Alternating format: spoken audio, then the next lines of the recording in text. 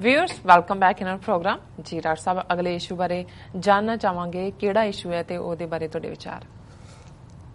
पंजाबी च असीं मौका प्रस्ती कहने जी, अंग्रेजी वाले अपॉर्चुनिज्म कहते हैं, हिंदी वाले तो पता नहीं शायद अवसरवादिता कुछ इदां दा उन्हां दा शब्द मौका प्रस्त जी, ਉਹਦੇ ਚ ਵੀ ਆ ਜਾਂਦਾ, ਉਹ ਵੀ ਕਹਿ ਦਿੰਦੇ ਨੇ ਇਹ।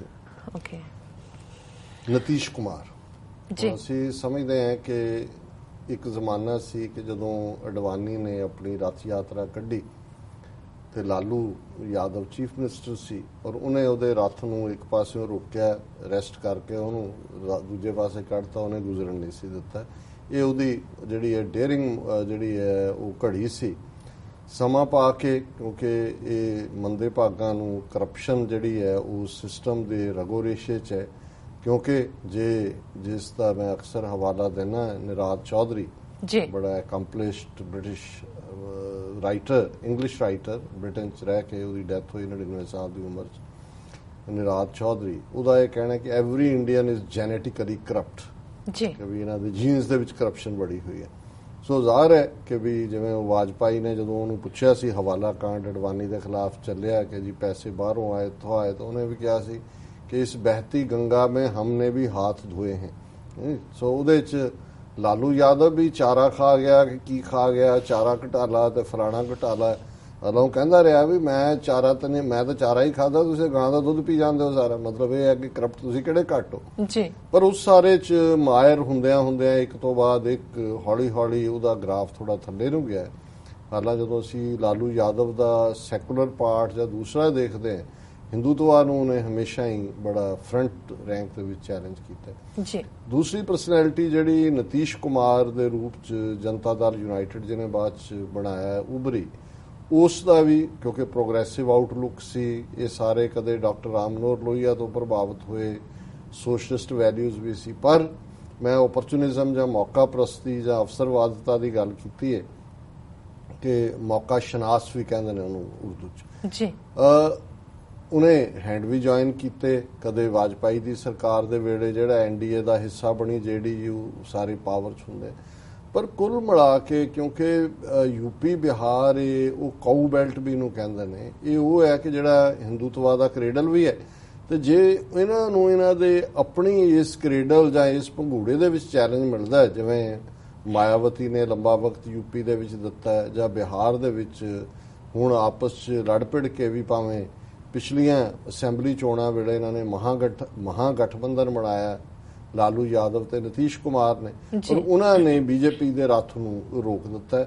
ਆਰਜੇਡੀ ਰਾਸ਼ਟਰੀ ਜਨਤਾ ਦਲ ਜਿਹੜਾ ਲਾਲੂ ਦਾ ਸਭ ਤੋਂ ਵੱਡੀ ਪਾਰਟੀ ਉਭਰੀ, ਨੰਬਰ 2 ਦੇ ਉੱਤੇ ਨਤੀਸ਼ ਕੁਮਾਰ ਦੀ ਬੀਜੇਪੀ ਥੱਲੇ ਗਈ ਔਰ ਉਹਨਾਂ ਦੀ ਸਰਕਾਰ ਜਿਹੜੀ ਹੈ ਨਤੀਸ਼ ਕੁਮਾਰ ਔਰ ਲਾਲੂ ਦੀ। ਔਰ ਇਹ ਇਹਨਾਂ ਦੇ ਲਈ ਬੜਾ ਵੱਡਾ ਸੈਟਬੈਕ ਸੀ ਕਿਉਂਕਿ 2014 ਦੀਆਂ ਪਾਰਲੀਮੈਂਟ ਚੋਣਾਂ ਦੇ ਵਿੱਚ ਤਾਂ ਬਿਹਾਰ 'ਚ ਵੀ ਬੀਜੇਪੀ ਨੇ ਕਲੀਨ ਸਵੀਪ ਵਾਲੀ ਲਾਈਨ ਹੀ ਕੀਤੀ ਸੀ, ਦੂਸਰੀਆਂ ਪਾਰਟੀਆਂ ਦੇ ਪੈਰ ਹਿਲਾ ਦਿੱਤੇ ਸੀ।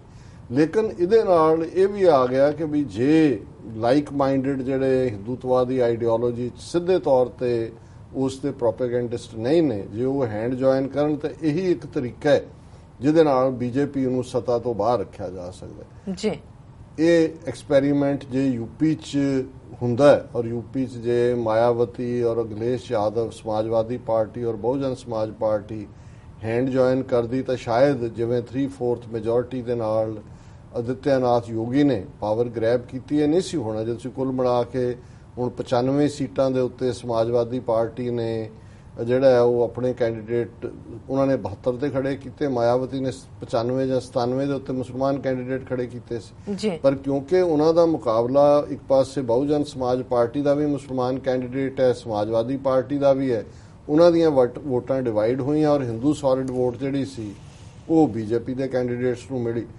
ਹੁਣ ਸਾਨੂੰ ਇਹ ਆਸ ਸੀ ਕਿਉਂਕਿ ਅਸੀਂ ਜਿੱਥੇ ਸਮਝਦੇ ਹਾਂ ਕਿ ਵੀ ਇਹ ਜਿਸ ਪਾਸੇ ਹਿੰਦੂਤਵਾ ਆਈਡੀਓਲੋਜੀ ਲਿਜਾ ਰਹੀ ਹੈ ਜੀ, ਇਹਨਾਂ ਨੂੰ ਕਿਤੇ ਨਾ ਕਿਤੇ ਚੈਲੰਜ ਮਿਲਣਾ ਚਾਹੀਦਾ। ਔਰ ਇਹਨਾਂ ਨੇ ਤਾਂ ਜਿਵੇਂ ਬੰਗਾਲ ਦੇ ਵਿੱਚ ਗੋਰਖਾਲੈਂਡ ਦੀ ਐਜੀਟੇਸ਼ਨ ਇੱਕ ਪਾਸੇ ਚੱਲ ਰਹੀ ਹੈ, ਦੂਜੇ ਪਾਸੇ ਉਹਨਾਂ ਨੇ ਉੱਥੇ ਆਰਐਸਐਸ ਹਿੰਦੂਤਵਾ ਮੁਸਲਮਾਨਾਂ ਦੇ ਅਗੇਂਸਟ ਆਲਰੇਡੀ ਇੱਕ ਅੱਧੇ ਜ਼ਿਲ੍ਹੇ ਦੇ ਵਿੱਚ ਇਹਨਾਂ ਨੇ ਉਹਨਾਂ ਦੀ ਜਿਹੜੇ ਹੈ ਉਹ ਦੰਗਿਆਂ ਦੇ ਨਾਂ ਥੱਲੇ ਉਹਨਾਂ ਦੀਆਂ ਕਿਲਿੰਗਸ ਕੀਤੀਆਂ।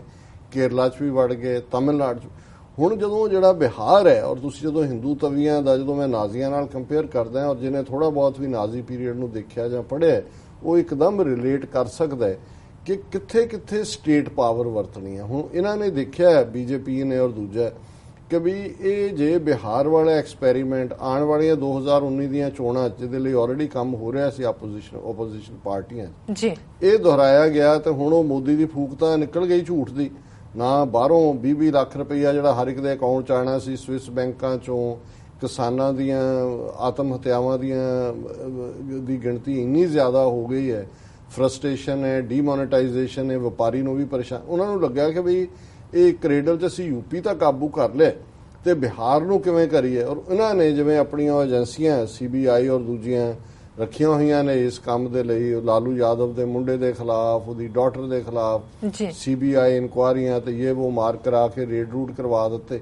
ਇਧਰੋਂ ਨਤੀਸ਼ ਕੁਮਾਰ ਨੂੰ, ਔਰ ਹਾਲਾਂਕਿ ਅਸੀਂ ਨਤੀਸ਼ ਕੁਮਾਰ ਦੀ ਤਾਰੀਫ ਕੀਤੀ ਸੀ ਜਦੋਂ ਗੁਰੂ ਗੋਬਿੰਦ ਸਿੰਘ ਸਾਹਿਬ ਦਾ 350ਵਾਂ ਪ੍ਰਕਾਸ਼ ਪੁਰਬ ਪਟਨਾ ਸਾਹਿਬ 'ਚ ਸੈਲੀਬ੍ਰੇਟ ਹੋਇਆ ਤੇ ਜ਼ਾਹਰ ਹੈ ਕਿ ਬੈਸਟ ਅਰੇਂਜਮੈਂਟ ਔਰ ਪੂਰੀ ਸਟੇਟ ਗਵਰਨਮੈਂਟ ਦੀ ਕੋਆਪਰੇਸ਼ਨ ਸੀ ਜੀ। ਔਰ ਬਹੁਤ ਸਾਰੀਆਂ ਮਾਈਨੋਰਿਟੀਜ਼ ਨੂੰ ਵੀ, ਖਾਸ ਤੌਰ ਤੇ ਮੁਸਲਮਾਨਾਂ ਨੂੰ ਜਿਨ੍ਹਾਂ ਨੇ ਬਿਹਾਰ ਦੇ ਵਿੱਚ ਵੋਟਾਂ ਪਾਈਆਂ ਮਹਾਗਠਬੰਧਨ ਨੂੰ, ਉਹਨਾਂ ਨੂੰ ਆਸ ਸੀ ਕਿ ਵੀ ਚਲੋ ਇੱਕ ਪਾਸੇ ਤਾਂ ਹਿੰਦੂਤਵਾ ਵਾਲੇ ਹੈ ਹੀ ਨੇ। ਨਤੀਸ਼ ਕੁਮਾਰ ਉਹ ਬੰਦਾ ਸੀ ਜਿਹਨੇ ਬੀਜੇਪੀ ਨਾਲੋਂ ਉਦੋਂ ਨਾਤਾ ਤੋੜਿਆ ਸੀ ਜਦੋਂ ਕਿ ਉਹਨਾਂ ਨੇ ਨਰਿੰਦਰ ਮੋਦੀ ਨੂੰ ਪ੍ਰਧਾਨ ਮੰਤਰੀ ਦਾ ਉਮੀਦਵਾਰ ਐਲਾਨਿਆ ਸੀ। ਉਹਨਾਂ ਨੇ ਕਿਹਾ ਸੀ ਜੀ ਦੇਖੋ, ਕਿਉਂਕਿ 2002 ਦਾ ਕਤਲੇਆਮ ਇਹਨੇ ਕਰਵਾਇਆ ਹੋਇਆ, ਇਹਦੇ ਨਾਲ ਮੈਂ ਹੈਂਡ ਨਹੀਂ ਜੁਆਇਨ ਕਰ ਸਕਦਾ। ਹੁਣ ਇਹ ਬੜੀ ਵੱਡੀ ਗੱਲ ਸੀ ਔਰ ਉਹਦੇ ਨਾਲ ਈਵਨ ਮੁਸਲਮਾਨਾਂ ਦੇ ਵਿੱਚ ਵੀ ਔਰ ਘੱਟ ਗਿਣਤੀਆਂ 'ਚ ਵੀ। ਮੈਂ ਵੀ ਹਮੇਸ਼ਾ, ਹਾਲਾਂਕਿ ਸਾਨੂੰ ਪਤਾ ਹੈ ਇਨ ਦਾ ਐਂਡ ਆਫ ਦਾ ਡੇ ਇਹ ਸਾਰੇ ਉਹਨੂੰ ਕੀ ਅੰਗਰੇਜ਼ੀ 'ਚ ਕਹਿੰਦੇ ਨੇ ਕਿ ਵੀ birds of the same feather, Punjabi 'ਚ ਅਸੀਂ ਕਹਿੰਦੇ ਹਾਂ ਇੱਕੋ ਹੀ ਥੈਲੀ ਤੇ ਚੱਟੇ ਬੱਟੇ ਨੇ। ਲੇਕਿਨ ਫਿਰ ਵੀ ਤੁਸੀਂ ਇਹ ਦੇਖਦੇ ਹੋ ਕਿ ਵੀ ਇਹ ਵੱਟਾ ਜਿਹੜਾ ਹੈ ਥੋੜਾ ਜਿਹਾ ਰਾਉਂਡ ਹੈ, ਗੋਲ ਗਲਾਰ ਤਾਂ ਸੋਹਣਾ ਲੱਗਦਾ ਦੇਖਣ ਨੂੰ। ਹੁਣ ਇਸ ਸਾਰੇ ਚੋਂ ਨਤੀਸ਼ ਕੁਮਾਰ ਨੇ ਵੀ ਅਲਟੀਮੇਟਲੀ ਉਹਦੇ ਨਾਲ ਉਹਨਾਂ ਨੇ ਗਾਂਡਾ ਸਾਂਡਾ ਕਰ ਲਿਆ ਔਰ ਇਹ ਨਜ਼ਰ ਆ ਰਿਹਾ ਸੀ ਜਦੋਂ ਡੀਮੋਨੇਟਾਈਜੇਸ਼ਨ ਹੋਈ, ਭਾਰਤ ਭਰ ਦੇ ਲੋਕ ਚੀਕ ਰਹੇ ਨੇ, ਆਪੋਜੀਸ਼ਨ ਕਰ ਰਹੀ ਹੈ, ਨਤੀਸ਼ ਕੁਮਾਰ ਸਮਰਥਨ ਕਰ ਰਿਹਾ ਜੀ ਮੋਦੀ ਦਾ ਕਿ ਜੀ ਇਹ ਬੜਾ ਚੰਗਾ ਸਟੈਪ ਹੈ। ਔਰ ਰਾਸ਼ਟਰਪਤੀ ਦੀ ਚੋਣ ਵੇਲੇ ਉਹਨੇ ਕਿਹਾ ਜੀ ਭਾਵੇਂ ਜੇ ਆਪੋਜੀਸ਼ਨ ਹੈ, ਉਮੀਦਵਾਰ ਵੀ ਨਹੀਂ ਸੀ ਐਲਾਨਿਆ, ਬਾਅਦ ਚ ਉਹਨਾਂ ਨੇ ਮੀਰਾ ਕੁਮਾਰ ਨੂੰ ਐਲਾਨਿਆ ਜਿਹੜੇ ਬਿਹਾਰ ਦੀ ਦਰਤ ਜਗਜੀਵਨ ਰਾਮ ਦੀ ਬੇਟੀ, ਉਹਨੂੰ ਬਿਹਾਰ ਦੀ ਬੇਟੀ ਕਰਕੇ ਉਹ ਐਡਰੈਸ ਕਰਨ ਵਾਲੇ ਲੋਕ ਸੀ। ਲੇਕਿਨ ਨਤੀਸ਼ ਕੁਮਾਰ ਨੇ ਕਿਹਾ ਕਿ ਜੀ ਮੈਂ ਤਾਂ ਜਿਹੜਾ ਉਹ ਰਾਮਨਾਥ ਕੋਵਿੰਦਾ ਕਿ ਕੀ ਹੈਗਾ ਉਹਨੂੰ ਪਾਵਾਂਗਾ।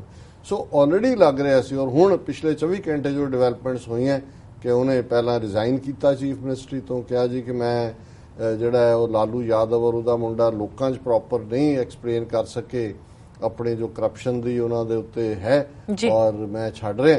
ਪਰ ਉਦੋਂ ਹੀ ਇਹ ਲੱਗਦਾ ਸੀ ਵਿਦਨ ਫਿਊ ਆਵਰਸ ਬੀਜੇਪੀ ਨੇ ਜਿਹੜਾ ਉਹ ਸਪੋਰਟ ਥਰੂ ਕਰ ਦਿੱਤੀ। ਹੁਣ ਸਵੇਰੇ 10 ਵਜੇ ਉੱਥੇ ਜਦੋਂ 10 ਵੱਜਣਗੇ ਨਤੀਸ਼ ਕੁਮਾਰ ਬਿਹਾਰ ਦੇ ਵਿੱਚ ਬੀਜੇਪੀ ਔਰ ਉਹਦੀ ਪਾਰਟੀ ਦੀ ਸਰਕਾਰ ਦੇ ਚੀਫ ਮਿਨਿਸਟਰ ਹੋਣਗੇ। ਸੋ ਕੁੱਲ ਮਿਲਾ ਕੇ ਮੈਂ ਇਸ ਨੂੰ ਜਦੋਂ ਦੇਖਦਾ ਕਿ ਵੀ ਇਹਨੂੰ ਕਹਿੰਦੇ ਨੇ ਕਿ ਮੌਕਾ ਸ਼ਨਾਸੀ ਦੀ ਸਿਖਰ ਸਾਡੀ, ਅਦਰਵਾਈਜ਼ ਕੋਈ ਦਿਲਚਸਪੀ ਨਹੀਂ ਹੈ ਉੱਥੋਂ ਦੇ ਕਿ ਕੌਣ ਬਣ ਗਿਆ ਨਹੀਂ ਬਣਿਆ। ਪਰ ਇਸ ਤੋਂ ਮੈਨੂੰ ਇਹ ਲੱਗਦਾ ਹੈ ਵੀ ਆਲਰੇਡੀ ਯੂਪੀ ਦੇ ਵਿੱਚ ਤਾਂ ਮੁਸਲਮਾਨ ਔਰ ਘੱਟ ਗਿਣਤੀਆਂ ਸਫਰ ਕਰ ਹੀ ਰਹੀਆਂ ਸੀ। ਬਿਹਾਰ 'ਚ ਮਾੜਾ ਮੋਟਾ ਇਹ ਮਹਾਗਠਬੰਧਨ ਦੀ ਸਰਕਾਰ ਹੋਣ ਕਰਕੇ ਉਹ ਥੋੜੇ ਬਹੁਤ ਮਹਿਫੂਜ਼ ਸਨ ਜਾਂ ਘੱਟੋ ਘੱਟ ਇਹਨਾਂ ਨੂੰ ਸ਼ਰਮ ਸੀ ਕਿ ਇਹਨਾਂ ਦੀਆਂ ਵੋਟਾਂ ਲਈਆਂ ਹੋਈਆਂ। ਹੁਣ ਬੀਜੇਪੀ ਜ਼ਾਹਰ ਹੈ ਜੇ ਚੀਫ ਮਿਨਿਸਟਰ ਨਤੀਸ਼ ਕੁਮਾਰ ਹੈ, ਡਿਪਟੀ ਚੀਫ ਮਿਨਿਸਟਰ ਬੀਜੇਪੀ ਦਾ ਹੋਏਗਾ ਔਰ ਹਸ਼ਰ ਉੱਥੇ ਵੀ ਹੁਣ ਮੁਸਲਮਾਨਾਂ ਦਾ ਉਹੀ ਹੋਏਗਾ ਜੋ ਯੂਪੀ 'ਚ ਹੋਇਆ। ਮਤਲਬ ਉਸ ਕਾਊ ਬੈਲਟ ਦੇ ਵਿੱਚ ਬੀਜੇਪੀ ਪਾਵਰ 'ਚ ਆ ਵੜੀ ਹੈ ਔਰ 2019 ਦੀਆਂ ਚੋਣਾਂ ਲਈ ਵੀ ਮੈਦਾਨ ਪੱਧਰਾ ਹੋ ਗਿਆ।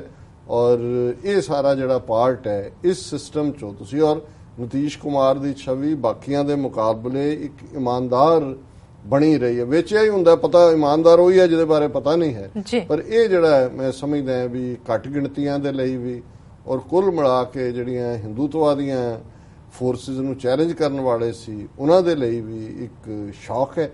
ਲੇਕਿਨ ਇਸ ਵੇਲੇ ਜਿਵੇਂ ਅਸੀਂ ਕਿਹਾ ਸੀ ਮਹਾਰਾਜਾ ਰਣਜੀਤ ਸਿੰਘ ਨੇ ਉਹਨਾਂ ਦਾ ਉਹ ਨਕਸ਼ਾ ਦੇਖ ਕੇ ਅੰਗਰੇਜ਼ਾਂ ਦਾ ਵੀ ਸਾਰਾ ਲਾਲ ਕੀਤਾ ਹੋਇਆ, ਪੰਜਾਬ ਰਹਿ ਗਿਆ ਤਾਂ ਉਹਨੇ ਕਿਹਾ ਸੀ ਸਭ ਲਾਲ ਹੋ ਜਾਏਗਾ। ਔਰ ਜੋ ਹੁਣ ਸੀ ਲੱਗਦਾ ਸੀ ਕਿ ਬਿਹਾਰ ਇੱਕ ਉਸ ਡੈਜ਼ਰਟ ਦੇ ਵਿੱਚ ਇੱਕ ਨਖਲਸਤਾਨ ਬਣ ਕੇ ਉੱਭਰਿਆ ਜਿਹਨੂੰ ਓਏਸਿਸ ਕਹਿੰਦੇ ਨੇ ਕਿ ਵੀ ਕਿਉਂਕਿ ਜਦੋਂ ਡੈਜ਼ਰਟ ਹਜ਼ਾਰਾਂ ਮੀਲ ਦਾ ਹੁੰਦਾ ਉਹਦੇ 'ਚ ਕੁਦਰਤੀ ਇੱਕ ਅੱਧੀ ਥਾਂ ਹੁੰਦੀ ਹੈ ਤੇ ਪੂਰਾ ਗ੍ਰੀਨ ਪਾਣੀ ਵੀ ਹੁੰਦਾ ਉੱਥੇ, ਉਹਨੂੰ ਉਰਦੂ ਜਾਂ ਪਰਸ਼ੀਅਨ ਚ ਨਖਲਸਤਾਨ ਕਹਿੰਦੇ ਨੇ, ਅੰਗਰੇਜ਼ੀ ਚ ਓਏਸਿਸ। ਉਹ ਇੱਕ ਹੋਪ ਜਿਹੜਾ, ਔਰ ਜਦੋਂ ਜਿਹੜਾ ਡੈਜ਼ਰਟ ਚੋਂ ਤੁਰ ਰਹੇ ਨੇ ਔਰ ਦੂਜੇ ਨੇ ਉਹ ਜਦੋਂ ਦੇਖਦੇ ਨੇ ਉਹਨੂੰ ਲੱਗਦਾ ਕਿ ਵੀ ਇੱਥੇ ਪਾਣੀ ਵੀ ਮਿਲੇਗਾ, ਗ੍ਰੀਨਰੀ ਵੀ ਹੈ ਔਰ ਆਰਾਮ ਵੀ ਉਹ ਕਰਨਗੇ।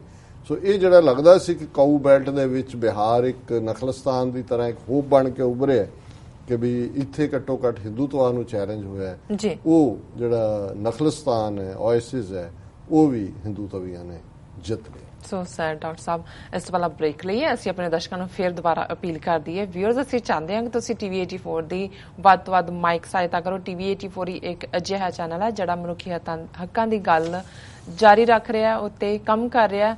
ਅਸੀਂ ਚਾਹੁੰਦੇ ਹਾਂ ਕਿ ਤੁਸੀਂ TV 84 ਦੀ ਵੱਧ ਤੋਂ ਵੱਧ ਮਾਈਕ ਸਹਾਇਤਾ ਕਰੋ। ਤੁਸੀਂ ਆਪਣੀ ਮਾਈਕ ਸਹਾਇਤਾ ਸਾਡੀ ਵੈਬਸਾਈਟ www.tv84.tv ਤੇ ਜਾ ਕੇ ਪੇਪਰ ਰਾਹੀਂ ਰਿਕਰਿੰਗ ਡੋਨਰ ਬਣ ਕੇ ਕਰ ਸਕਦੇ ਹੋ, ਜਾਂ ਫਿਰ ਤੁਸੀਂ ਚੈੱਕ ਬਣਾ ਕੇ ਸਾਨੂੰ TV 84 ਦੇ ਨਾਂ ਤੇ ਭੇਜ ਸਕਦੇ ਹੋ। ਸਾਡੇ ਇਸ ਪਤੇ ਤੇ 36-01 37th Avenue, Long Island City, New York 11101 USA, ਜਾਂ ਫਿਰ ਫੋਨ ਰਾਹੀਂ ਵੀ ਤੁਸੀਂ ਸਾਨੂੰ ਸੰਪਰਕ ਕਰ ਸਕਦੇ। ਸਾਡੇ ਫੋਨ ਨੰਬਰ ਤੇ 5164060694। ਵਿਊਅਰਸ, ਤੁਸੀਂ ਕਿਤੇ ਨਹੀਂ ਜਾਣਾ, ਮਿਲਦੇ ਹਾਂ ਛੋਟੇ ਜਿਹੇ ਵਕਫੇ ਤੋਂ ਬਾਅਦ।